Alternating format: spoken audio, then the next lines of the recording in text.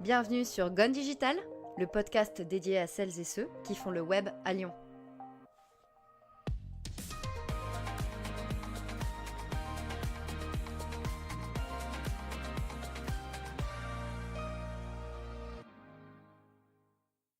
Hello tout le monde, c'est Alice et vous êtes dans l'épisode 17 de Gone Digital. Ma merveilleuse invitée n'est autre que Marianne Chéadé, qui est une slasheuse dans l'air du temps. À la fois consultante dans le domaine du bien-être au travail et journaliste freelance, elle nous offre une interview tout en honnêteté, en rire et en conseils culturels.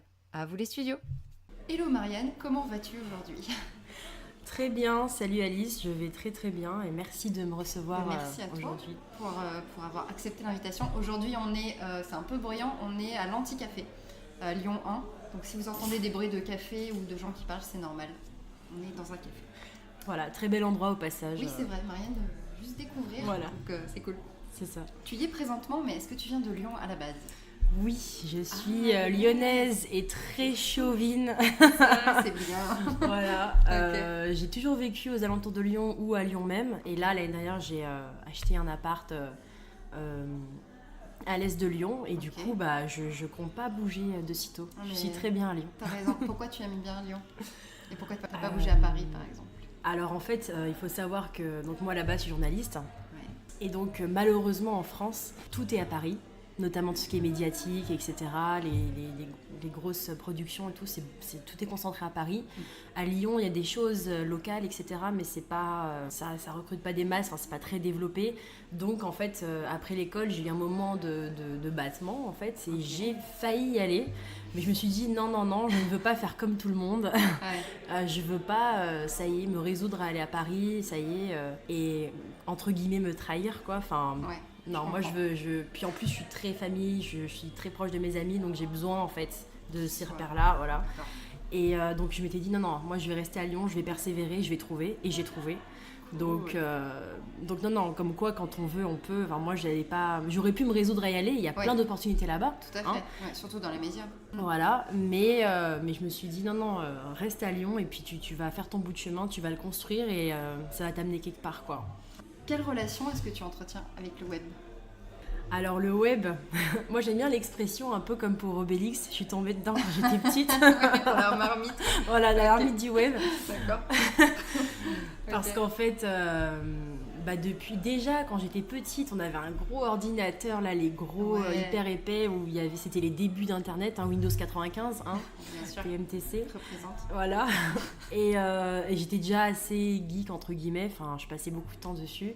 Okay. Et dès les débuts d'internet, j'étais très réseaux sociaux, très site web, blog, etc. Un peu peut-être comme beaucoup d'ados, mais... Genre t'as eu un Skyblog et MSN ? Voilà, absolument. Les Wiz. Okay. Et ça a forgé en fait ma personnalité. Et quand j'ai fait mes études de journalisme, donc j'ai testé tous les médias qui existent, donc j'ai fait télé, radio, presse écrite, presse locale, presse web. Wow. Et effectivement, ce qui m'a intéressé le plus, ce qui m'a parlé le plus, c'est le web en fait. D'accord. Et pour une seule raison toute simple, c'est qu'en fait on peut tout y faire.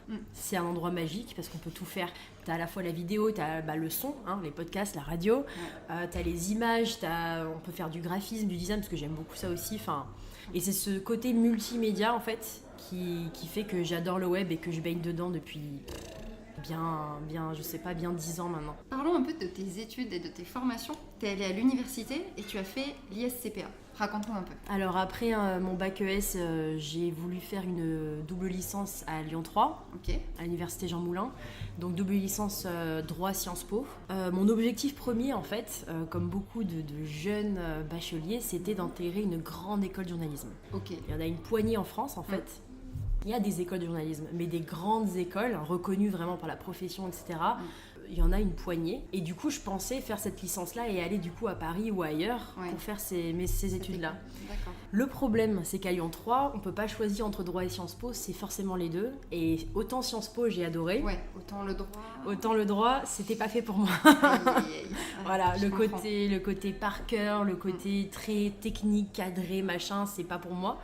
Du coup, j'avais validé le Sciences Po. Droit, j'ai pas tout validé, j'étais pas très motivée.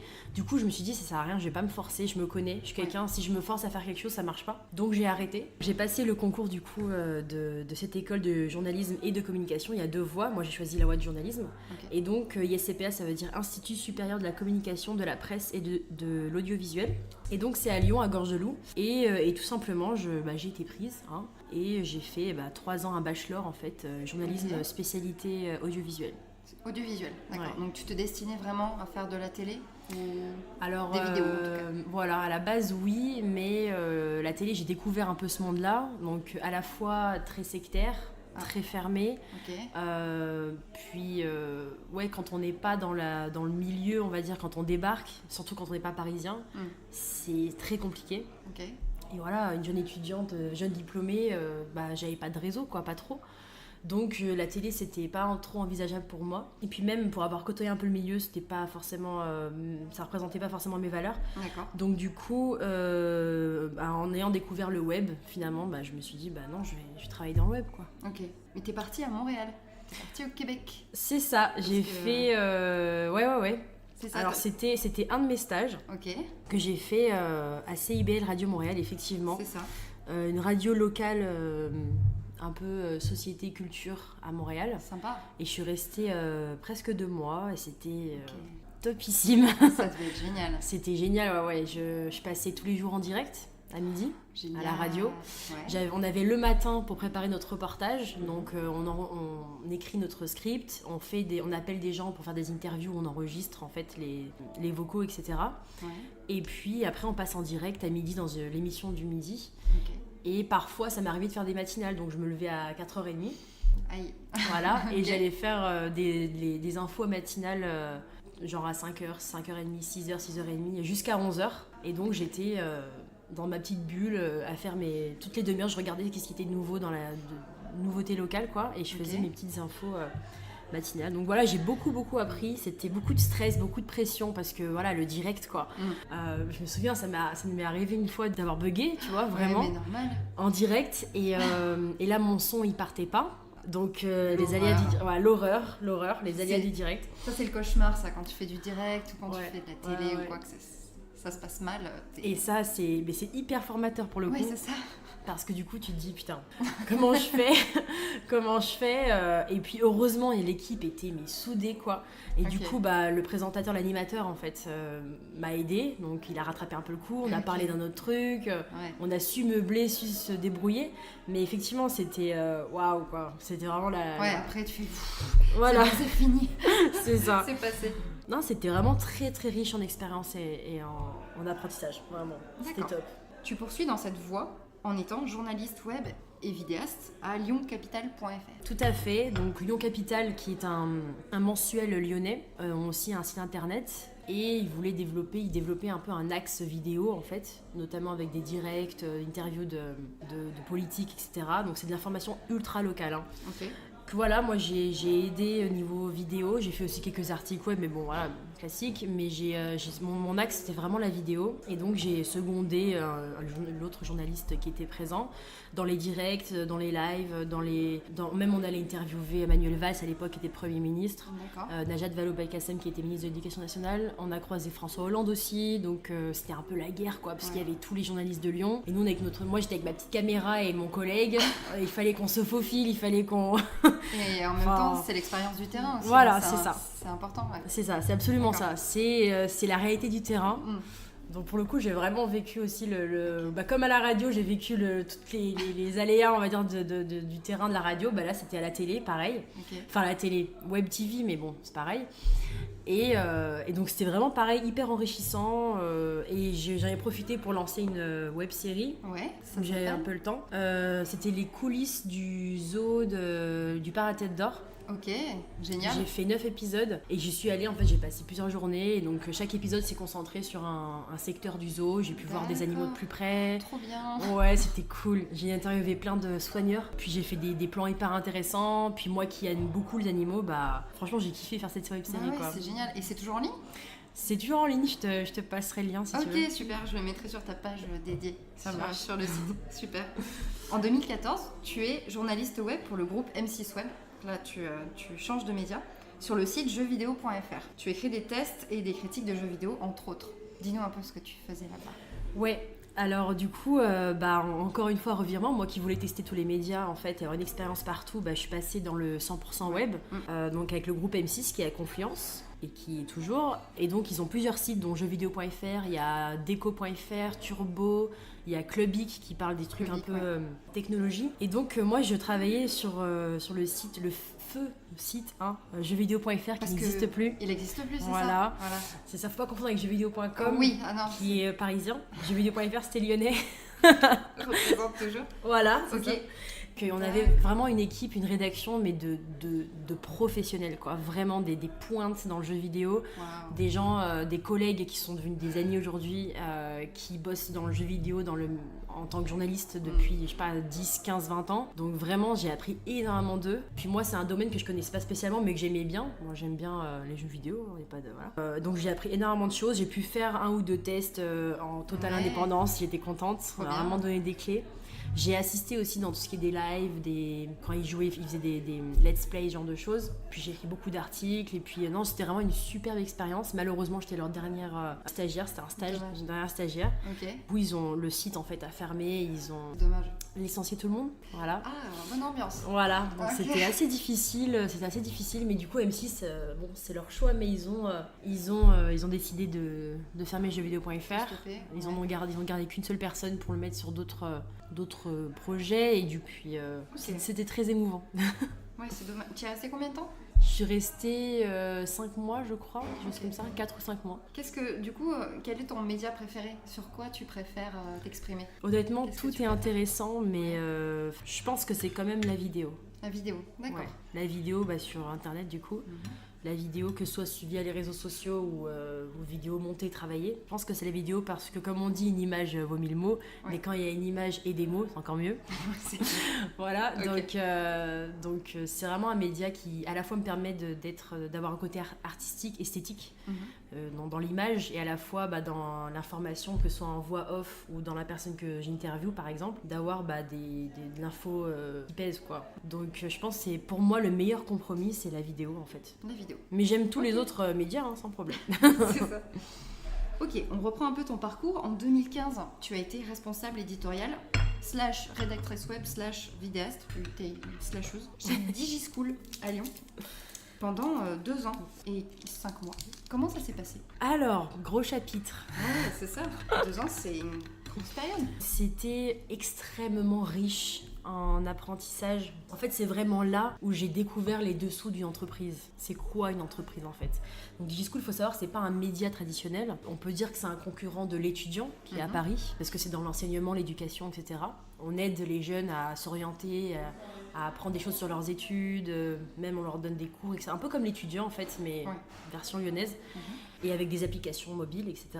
Sauf que c'est pas... Snap School, c'est ça ? Voilà, il y a Snap School qui est c'est comme Snapchat mais pour les devoirs. Il y a l'application du bac, l'application du code de la route, du brevet. Enfin, ils ont fait franchement des trucs, des beaux projets bien numériques, quoi. En revanche, c'était pas un média, donc j'étais effectivement rédactrice web. Donc c'est là où j'ai perdu le côté journalistique, en fait, de l'investigation, de l'enquête, de l'interview. Même si je faisais toujours des interviews, mais c'était plus... Il y a une nuance importante, en fait, entre journalisme et rédaction web. Parce que dans la rédaction web, ça va être orienté plus, on écrit pour un lecteur, mais aussi pour Google. Et faut bien qu'on mange, donc il y a des partenariats et des sponsors, il y a pas mal de contenus, on va dire, public reportage ou des contenus.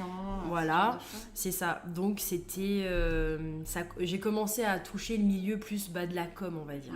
Du marketing. Et du marketing, voilà, marketing digital. J'ai fait des newsletters, j'ai appris énormément de choses. Franchement.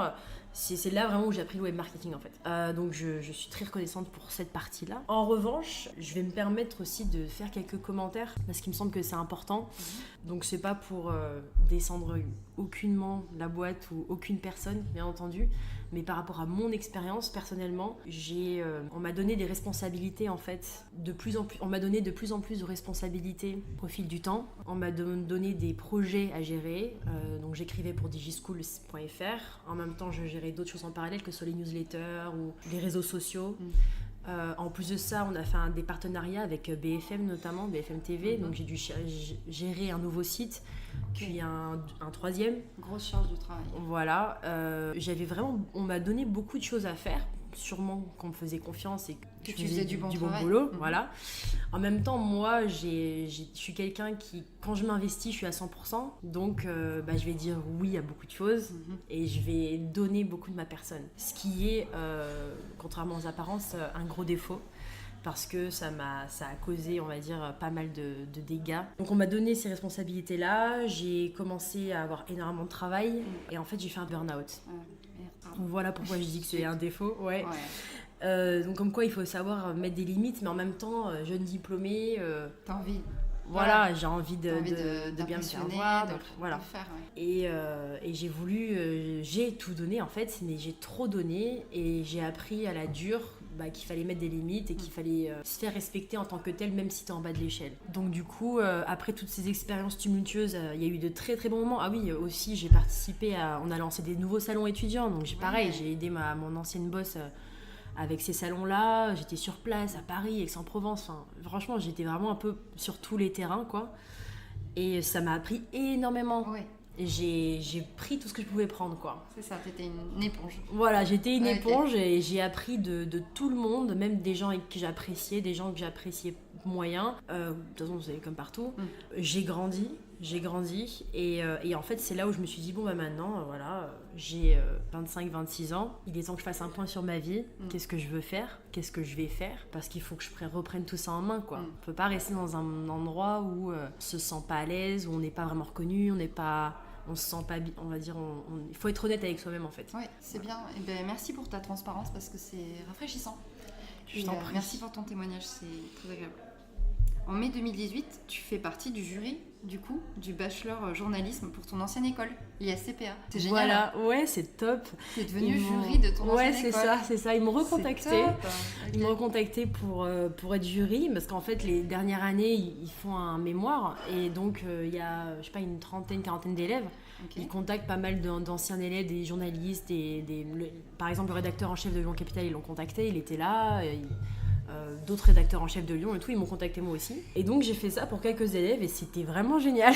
C'était vraiment une bonne expérience. Ouais. Et puis, moi je suis une grande nostalgique, donc franchement ça m'a fait plaisir. Un petit quelque chose de revenir comme ça en tant que professionnel, quoi. C'est ça. Maintenant je suis de l'autre côté. Il y a quelques années j'étais en moi à leur place, maintenant je suis de l'autre côté, je suis venue et j'ai échangé. C'était hyper riche, hyper intéressant d'avoir ce point de vue là en fait. Et c'est là où tu dis, le temps passe vite. C'est ça. Mais maintenant, tes secteurs d'activité sont au nombre de 2. Je vais un peu parler de toi, tu me parleras après, tu me diras si j'ai raison. C'est le Happy Management, avec les thématiques du bien-être au travail, de la culture d'entreprise, du QVT, du management bienveillant. Et tu restes toujours dans le journalisme avec des projets éditoriaux, des reportages multimédia, du community management, du blogging, de la vidéo, etc. en freelance. Est-ce que j'ai bien résumé ? Alors, tu as très bien résumé. Tu fais plein de choses, c'est génial. Je fais plein de choses. Après, mon idéal à atteindre, ce serait 70% de consulting en QVT, qualité de vie au travail, management bienveillant, culture d'entreprise, team building, toutes ces thématiques-là, en fait, qui sont sur le dénominateur commun du bien-être au travail. Et 30% dans continuer le journalisme et la rédaction web et tout ce qui va avec, réseaux sociaux, etc., la vidéo, etc. J'ai pas envie d'arrêter ça parce que ça fait partie de moi, c'était ma vocation. En revanche, en fait, suite à mes expériences, notamment celles que je viens d'expliquer, je me suis redirigée en fait de manière toute naturelle vers ce domaine-là en expansion, qui est le bien-être au travail, et dans tous les secteurs, donc notamment dans le web, mais dans tous les secteurs, dans tous les domaines, toutes les entreprises, petites, grandes, il y a ces questions-là qui sont primordiales en fait. D'accord. Maintenant, on se rend compte que la hiérarchie actuelle, qui est une hiérarchie qui est verticale, qui est très française, ça fonctionne plus trop. Les salariés, ils ont besoin de reconnaissance, surtout notre génération, donc ceux qui ont entre 20 et 35 ans aujourd'hui, ils ont besoin de reconnaissance, de considération, pas forcément que salariale, mais juste d'humanité en fait. D'être bien traité et d'avoir du sens, de faire un travail qui a du sens. Et ça, c'est une vraie quête et j'ai envie en fait de porter ma pierre à l'édifice, j'ai envie d'aider ne serait-ce qu'une personne. Si je peux intervenir dans une entreprise, je sais pas, il y a un projet par exemple, une équipe avec un manager, ça marche pas. Il y a un souci, je viens, j'observe, j'écoute, je suis un regard extérieur. Je suis pas impliquée émotionnellement, je suis pas impliquée dans l'entreprise. Donc si je peux aider de cette manière-là, par exemple, ça serait mon plus grand bonheur. Et tu es déjà intervenu dans des entreprises pour faire du consulting? Non, pas encore. Bon entendeur, enfin, contactez Marianne. Voilà. Vous chambouler votre entreprise en bien. Merci. Non mais c'est super intéressant.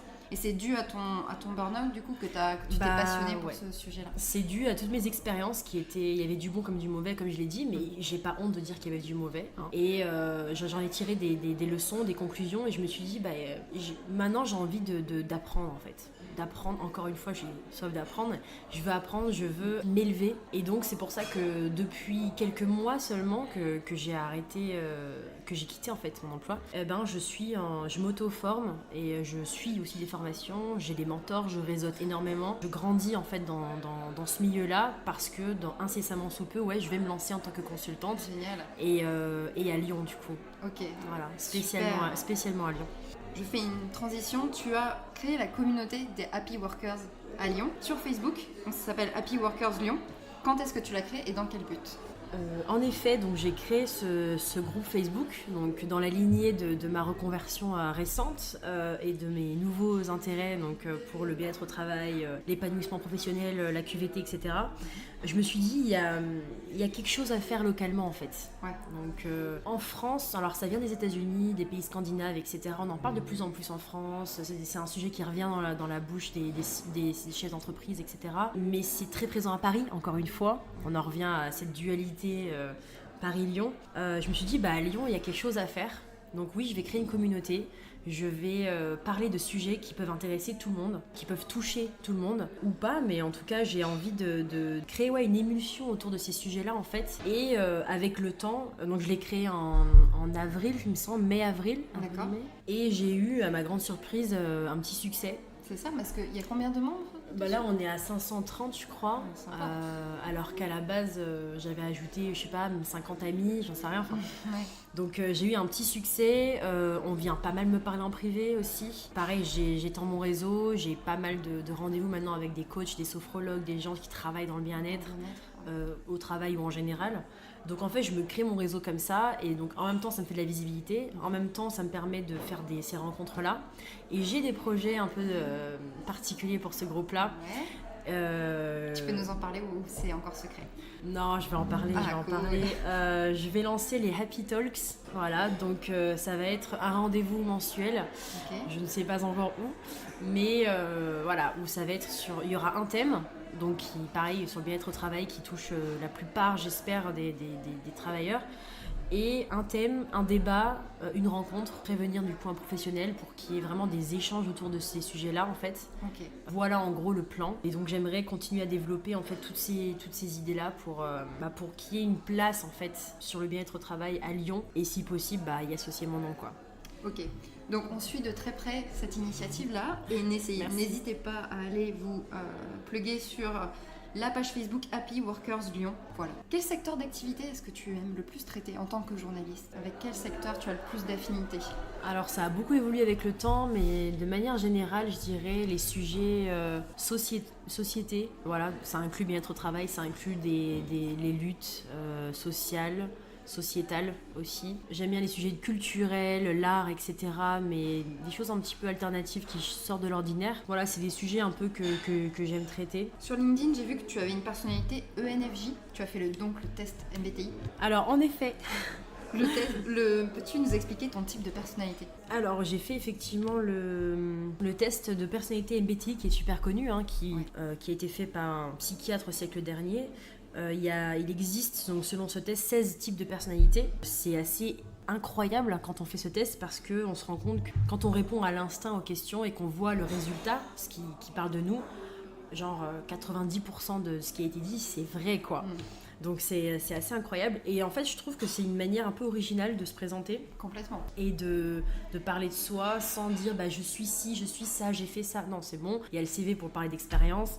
Après, il y a la rencontre pour voir la personnalité, comment le feeling avec la personne. Mais sinon, la personne, comment elle est, pourquoi pas faire un test en fait qui est objectif. Et donc ma personnalité, c'est ENFJ. Qu'est-ce que ça veut dire? Et donc en gros, voilà, sous les yeux j'ai des petits qualificatifs. Elle a sorti une image de ENFJ.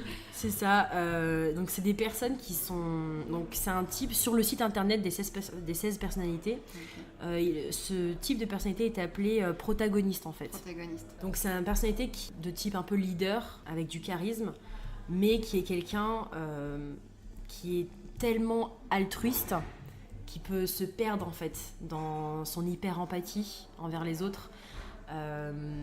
D'où ce que tu as donné 100%, ça m'étonne pas, parce que ça fait partie de ta personnalité, voilà, de t'investir, de tout donner. C'est ça, je donne tout au détriment peut-être, comme j'ai fait un burn-out de ma santé, au détriment de certaines choses. Après je travaille dessus, hein, rien n'est définitif, rien n'est marqué dans la pierre, mais de nature je suis comme ça effectivement, assez sensible, sociable. Je suis quelqu'un qui apporte beaucoup d'importance à tout ce qui est loyauté, confiance, vérité aussi, parce que je suis quelqu'un qui peut donner ma confiance assez aisément, mais voilà, si on la trahit, c'est compliqué de la retrouver. D'accord. Parce que pour moi c'est extrêmement important, c'est des valeurs très fortes en fait pour moi, l'honnêteté, etc. Je suis quelqu'un qui est très empathique. Après j'ai des traits de caractère qui sont exprimés à travers ma carrière, c'est-à-dire tout ce qui est curiosité, soif d'apprentissage, envie de découvrir le monde, rencontrer des gens. Ça c'est typiquement moi. Après, sur l'image, ils disent que ce sont des personnes qui sont idéalistes. Tu te considères pas idéaliste? Alors un peu aussi. Okay. Mais je fais mon possible en fait pour l'être moins. C'est bien idéaliste, c'est bien d'être utopiste, ça veut dire qu'on a envie que le monde soit meilleur. Alors c'est mon avis, je suis d'accord. Enfin, je partage de ton avis, je veux dire. C'est pas un défaut, mais j'ai besoin en fait, moi, actuellement dans ma vie, d'avoir des choses plus concrètes. Donc l'idéal c'est bien, mais pour tendre vers un idéal, les gens de ma personnalité ENFJ, il faut vraiment qu'ils se bougent le cul. Qu'ils se bougent les fesses. Il n'y a pas d'autre mot, il faut qu'ils se bougent le cul. C'est ça. Okay. Et puis faire des choses, y aller quoi. Ça y est, on parle concret, on y va, on se lance. Et ça c'est peut-être aussi un de mes défauts, c'est que j'ai plein d'idées à la tête, j'ai plein de projets, mais le passage à l'acte, il fait un peu peur. La concrétisation est un peu difficile. C'est un peu difficile et du coup, c'est pour ça que c'est un travail sur soi constant à faire. Okay. Mais je travaille dessus, donc je connais bien ce profil parce que beaucoup de mes amis sont protagonistes. J'aime beaucoup ce profil parce que c'est toujours des personnes hyper solaires, donc c'est le cas pour toi. Ah j'apprécie.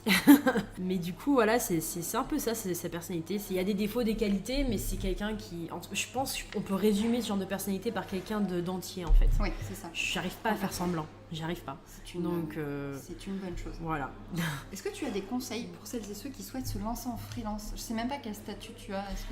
Alors, je suis auto-entrepreneur depuis extrêmement récemment. Donc, je n'ai pas une grosse expérience, même si j'ai pas mal réseauté. J'ai maintenant pas mal de contacts en freelance, etc. Ouais. Je connais un peu le milieu maintenant, mais j'ai pas une grosse expérience pour me permettre de donner des grands conseils. Mais si jamais je peux me permettre, ce serait que il y a, je dirais, 3 choses. Première chose, on a tous des doutes, il faut jamais baisser les bras. Donc c'est un peu bateau de dire ça, mais c'est hyper important parce que quand on garde en tête son objectif, quand on le garde en tête, quand on le garde en vue, on le voit, on le visualise en fait, on le concrétise. Genre limite matériellement parlant, et les jours, les mauvais jours, les jours où on a des doutes, les jours où on se sent pas bien, les jours où on a une petite remarque de nos proches, etc., où vraiment on est prêt à tout lâcher, c'est typiquement ces jours-là où il faut se dire non, j'avance en fait. Plus que les jours où on a la motivation. Ouais. Donc ça c'est mon premier conseil. Okay. Deuxième conseil, si vous y croyez, les autres vous croiront. Fake it until you make it. Absolument, j'allais le dire. C'est bon, on est sur la même longueur d'onde. Cool. Donc voilà. Petite blague de podcast, c'est nul. Ouais, j'aime beaucoup. Et ouais, tout à fait. Si on croit en soi et en notre projet, en fait, les autres croiront en nous. Ça marche pas dans l'autre sens. Il faut pas attendre que le monde entier nous croie et nous supporte pour après croire en nous. Ça marche que dans ce sens-là, en tout cas, dans le monde de l'entreprise, du travail. Troisième chose que je dirais, aussi un peu bateau, mais importante à mon sens, c'est que la roue tourne toujours. Voilà, parfois dans le bon sens, parfois dans le mauvais, mais elle tourne en fait. C'est ça la vie, c'est du mouvement. Ne jamais rester sur une déception, ne jamais rester sur ses acquis, ne jamais être trop prétentieux, ne jamais se sous-estimer. Il faut avancer car la vie avance, quoi. La roue avance. Super conseils, tu rigoles. Moi j'aurais bien aimé avoir ces conseils avant de me lancer en freelance, donc les apprentis freelance, lancez-vous. Et suivez les conseils de Marianne. Superbe. Quelles sont tes passions en dehors du web ? Alors mes passions, j'aime beaucoup tout ce qui est le monde de l'audiovisuel, hein, donc le cinéma, les séries, etc. J'aime beaucoup ça. Je lis beaucoup aussi, que ce soit des romans ou des romans graphiques, des BD, etc. Mais je pense par-dessus tout, ce qui m'anime, ce qui me fait vibrer, c'est le chant. C'est le chant. D'accord, ouais, je savais pas. Je chante en fait. Génial. Voilà. Ça m'étonne pas parce que t'as une super voix hyper profonde. Et moi, je pense que j'ai l'air d'un colibri à côté. Donc, voilà. C'est le chant. Génial. Pas, tu fais du chant depuis combien de temps ? Je chante depuis une dizaine d'années. J'ai appris toute seule. Je me suis accompagnée à la guitare. J'ai essayé d'apprendre comme je pouvais. Okay. J'ai eu 3 groupes de musique. J'ai fait une dizaine de concerts. Trop bien. À Lyon. Ok.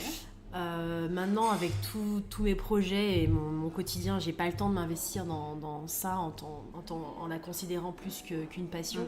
Du coup, donc pour moi, ça reste un loisir et je profite toute seule, on va dire. Enfin, okay. je partage pas forcément parce que j'ai pas vraiment le temps, quoi. J'allais te demander, est-ce qu'on peut t'écouter quelque part ? Est-ce que t'as malheureusement, non, j'ai pas. Non, c'est trop triste. Il doit y avoir une vidéo sur Facebook qui tourne, mais elle doit être en privé. Enfin, j'ai pas de. Okay.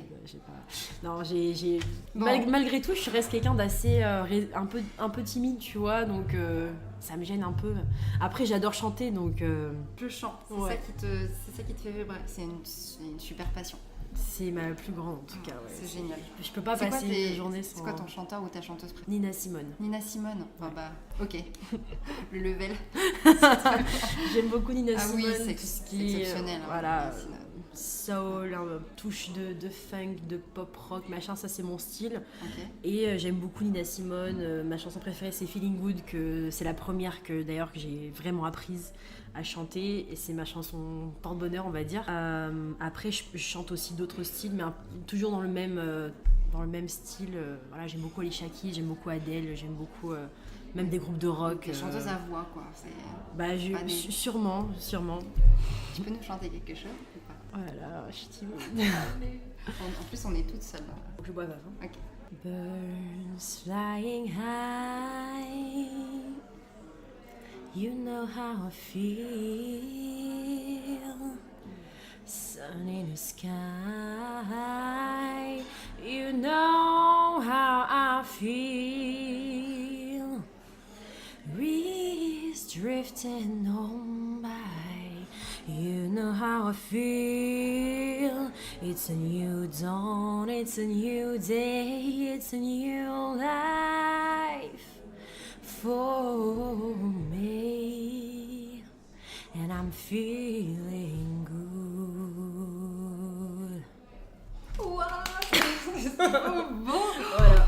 Oh la vache, alors vous voyez pas mais j'ai les poils là. Oh la vache, tu chantes super bien. Ah merci, ça me touche. Tu chantes tellement bien. Ça me touche beaucoup. T'as une voix hyper... elle est incroyable ta voix, elle est super profonde, tu chantes tellement bien. C'est vraiment super gentil. Je veux des concerts de toi maintenant. Peut-être que je referai des scènes un jour, on verra. Franchement ce serait super. Merci. Merci beaucoup pour ce petit moment de douceur et de poésie. Je t'en prie. C'est adorable. Est-ce que maintenant mes questions, elles ont l'air débiles à côté. Je t'écoutais. Ok. Est-ce que tu peux nous donner tes outils fétiches et logiciels que tu conseilles ? Tout à fait. Alors, j'en utilise pas énormément, mais on va dire ce que je conseille vraiment. Il y a Trello, donc ça c'est la base. Ouais. Pour s'organiser, ça c'est les outils, on va dire, de type liste, quoi.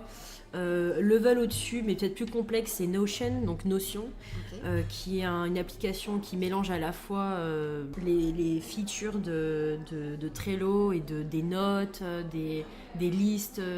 On peut un peu tout faire là-dedans, okay. Des tableaux, Excel, ça mélange un peu tout, donc c'est pratique quand on s'y connaît un peu. Okay. Ensuite, j'utilise Toby. Ouais, T-O-B-Y. Qui est un plugin sur Google Chrome, enfin sur les navigateurs, okay. Qui permet de faire des marque-pages. Par exemple, il y a plein d'onglets, des choses qu'on veut lire, des articles, on n'a pas forcément le temps, donc on les marque dans Toby. Okay. Et donc c'est un peu comme Pocket en fait, on peut les retrouver plus tard. Ouais. Et okay. Donc on peut classer nos liens par thématique. Moi par exemple j'ai plein d'articles à lire dans tout ce qui est développement personnel, etc. Donc j'ai fait un dossier avec plein de liens comme ça. Okay. On peut mettre les liens aussi, nos raccourcis, je sais pas, Gmail, machin, j'en sais rien. D'accord. Donc Toby, c'est vachement pratique quand on veut pas perdre nos liens, nos onglets. Génial. Après, très, très classique pour communiquer, Slack, évidemment. Hein, quand on est en équipe ou dans des communautés, Slack, c'est hyper pratique pour communiquer, mieux que Skype, je trouve. C'est clair. Et dernière chose, ceux qui n'ont pas l'iPhone, parce que les notes de l'iPhone sont vachement pratiques, sont vachement bien faites, mais je trouve que l'application Simple Notes, qui est sur ordi et il me semble sur iPhone et sur Android aussi, est limite mieux faite encore. On peut classer nos notes avec des tags et tout, donc c'est vachement pratique. Ok, génial. Donc 1, 2, 3, 4, 5 logiciels, enfin 5 outils très très utiles. Quelles sont tes adresses coup de cœur à Lyon ? Alors, donc en éternelle chauvine, moi j'ai énormément de coups de cœur, hein, d'adresses. J'aime en plus plein de styles différents, que ce soit resto, bar, boîte, tiers-lieux, j'en sais rien, j'aime énormément de choses. Je vais parler juste de 3 petits coups de cœur que j'ai eu récemment. Ouais. Donc il y en a un qui, bon, il n'est pas récent, j'ai ce coup de cœur depuis presque 8 ans maintenant, ça s'appelle Tokyo Restaurant. Tokyo Restaurant, ok. Ouais. Qui est un restaurant de sushi absolument génial. Car, il est dans quel arrondissement ? Lyon 3e, vers les quais du Rhône. Okay. Et en fait, pourquoi il est top ? Parce que c'est, il me semble, le meilleur rapport qualité-prix que j'ai vu à Lyon, pour avoir fait plein de sushis. Franchement, c'est bon, et c'est pas si cher que ça. Donc, les gens sont top. C'est une famille de Chinois qui tient le restaurant que je connais un peu. Et ils sont très humains, ils sont géniaux, trop gentils. Et je sais pas vous, mais un service remarquable maintenant, ça devient rare. Donc ils méritent que je les cite. Okay.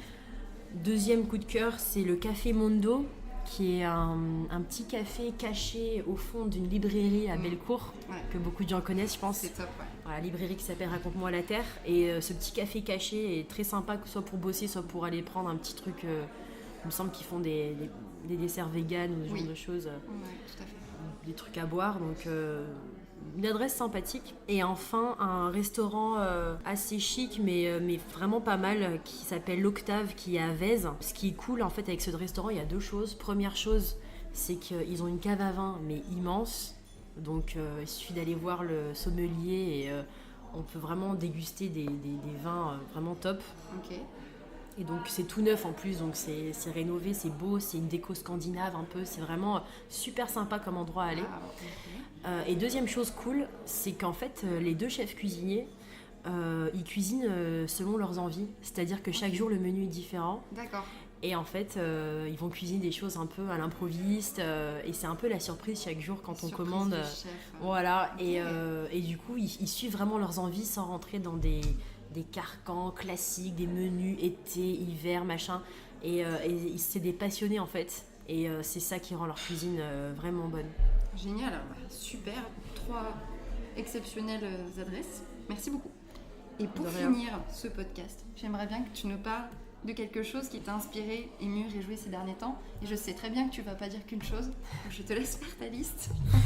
Alors, c'était difficile de trouver un seul truc, parce que moi qui suis toujours en train de regarder des films, des séries, d'écouter des podcasts, de regarder des vidéos YouTube, de lire des livres, toujours à droite à gauche, puis sur les réseaux sociaux, enfin bref, il y a tout un flot culturel qui vient à moi constamment, donc... Puis moi qui m'intéresse à tout, forcément, il y a plein de choses qui m'inspirent. Mais je vais parler de 4 choses, un peu 4 œuvres pour un peu diversifier. Premièrement, un film qui s'appelle Sans un bruit, qui est sorti il y a quelques temps au cinéma, que je trouve absolument génial. Car c'est vraiment pas du tout le film d'horreur ou de suspense, on va dire, classique. Déjà, c'est pas prévisible, donc ça c'est génial. Deuxièmement, le cadre, l'histoire, l'intrigue est vraiment hors du commun. Ça change de ce qu'on voit au cinéma en fait ces dernières années. Moi, je me suis fait une réflexion récemment, c'est qu'en fait, des nouveaux concepts, des nouveautés, c'est rare, j'ai l'impression. Oui. Tout est reboot, remake, spin-off, nanana. Enfin, suite. Elle est où l'originalité en fait qu'il y avait il y a 20 ans ? Et là, c'est original. Pour le coup, et ça m'a fait vraiment plaisir de voir ce film qui est haletant, qui est puissant, notamment que le couple à l'écran est un couple dans la vraie vie, et c'est des très bons acteurs, ça se voit, ça se sent, ce qui rend le film d'autant plus génial, quoi. Et il y a aussi une petite fille qui joue dedans, qui joue une sourde et qui est sourde aussi dans la vraie vie. Donc, bref, c'est un film qui est puissant, quoi. Il a l'air de prendre au trip. Voilà. Donc, je le conseille vraiment beaucoup. Deuxième chose, c'est une série qui s'appelle Insecure, faite par Issa Rae, qui est une afro-américaine incroyable, car elle, donc déjà c'est l'actrice principale, elle est aussi productrice, il me semble qu'elle a écrit aussi des scénarios, scénariste, metteuse en scène, elle fait un peu tout, plusieurs casquettes, elle a lancé pas mal de projets aussi en parallèle pour promouvoir la création en fait chez les minorités aux États-Unis, donc bref, une meuf un peu impressionnante. Et cette série est vachement cool car elle est très... Comment dire ? Ça suit le quotidien de cette jeune femme noire qui évolue à Los Angeles. C'est une série humaine en fait. Donc ça suit elle, puis son groupe d'amis, dans ses histoires professionnelles, d'amour, d'amitié. Et puis c'est incroyablement vrai en fait. Okay. Donc, quand on regarde cette série, on se dit oh là là, on dirait moi, on dirait ma copine, on dirait mon frère, on dirait mes parents. Enfin, c'est très réaliste et ça fait qu'on s'identifie vachement au personnage et on se déculpabilise énormément de choses en fait. Ouais. Peut-être des mauvaises décisions qu'on a faites, des rancœurs, des machins. Du coup, ça fait du bien à voir cette série. C'est feel good. Voilà, c'est feel good, c'est une bulle d'air frais et puis ouais, c'est cool de voir une série qui est pas happy ending, parfait, bisounours. C'est une série vraie, ça c'est cool. Génial. Troisième œuvre, ça va être très rapide. En fait, c'est une chanson qui me porte beaucoup, qui est très jolie, qui s'appelle Words Remain de Moderator. C'est une reprise, il me semble, d'une chanson à la guitare très douce. J'aurais juste un truc à dire dessus. Si vous êtes sur la route, mettez la musique à fond, écoutez. Ok. Si vous n'êtes pas sur la route, vous n'avez pas de voiture, vous ne faites pas de route. On court très vite. Non, j'aurais plutôt dit asseyez-vous tranquille sur votre balcon ou sur votre lit, posez-vous et écoutez cette musique, elle va vous porter quoi. Ok, waouh, génial. Voilà. Ça me donne trop envie d'écouter. Et enfin, quatrième et dernière chose, c'est un documentaire que j'ai vu sur YouTube qui est en libre service gratuit qui s'appelle Born Too White, donc né trop blanc. Okay. Et en fait, ça suit un jeune homme qui est médecin et anglais et qui a la trentaine et qui est albinos et qui va en fait enquêter sur les albinos en Afrique, notamment au Kenya, qui sont discriminés en fait, pourchassés, démembrés et tués en fait à cause de leurs conditions de santé. Et en fait, tout simplement, il va mettre les mains dans le cambouis quoi. Il va suivre des gens, il va chercher savoir pourquoi, comment, c'est quoi le but. C'est parce qu'en fait là-bas les enfants albinos, il y a beaucoup d'albinos en fait en Afrique, plus que dans d'autres régions du monde. Il va notamment rencontrer un enfant qui a perdu donc son bras et ses mains, et parce qu'on des gens lui ont arraché en fait, parce qu'en fait avoir des parties de corps d'un albino, c'est censé apporter la richesse, c'est censé les gens font un peu de sorcellerie avec, enfin c'est voilà. Des pratiques d'un ancien temps voilà. Qui sont toujours d'actualité, c'est malheureusement. Ça. Toujours d'actualité, et du coup il vient un peu pour à la fois dénoncer ça, montrer du doigt ce qui se passe vraiment, mais sans pour autant être instigateur de jugement, etc. Donc très intéressant comme documentaire, franchement très touchant aussi, et ça met une petite claque dans la figure en fait. On est bien chanceux en France. Oui, c'est ça, complètement. Voilà. Ok, c'est 4 œuvres très diverses, voilà. Très variées, et je pense qu'on va tout de suite aller voir le film, regarder la série, écouter la chanson et regarder le documentaire. Merci. Je te remercie beaucoup parce que c'était un podcast très intéressant, c'est la fin, et je voulais te remercier de nous avoir parlé de ton parcours, de tes passions et surtout d'avoir chanté pour nous. Merci à toi de m'avoir reçu, et c'est puis avec grand plaisir, à la prochaine. Où est-ce qu'on peut te suivre ? Sur LinkedIn et sur Twitter, c'est ça ? Sur Twitter, ouais, Marianne_chat. Sur LinkedIn, c'est aussi pour l'instant. Voilà. Ok, super. À bientôt. À bientôt. Merci.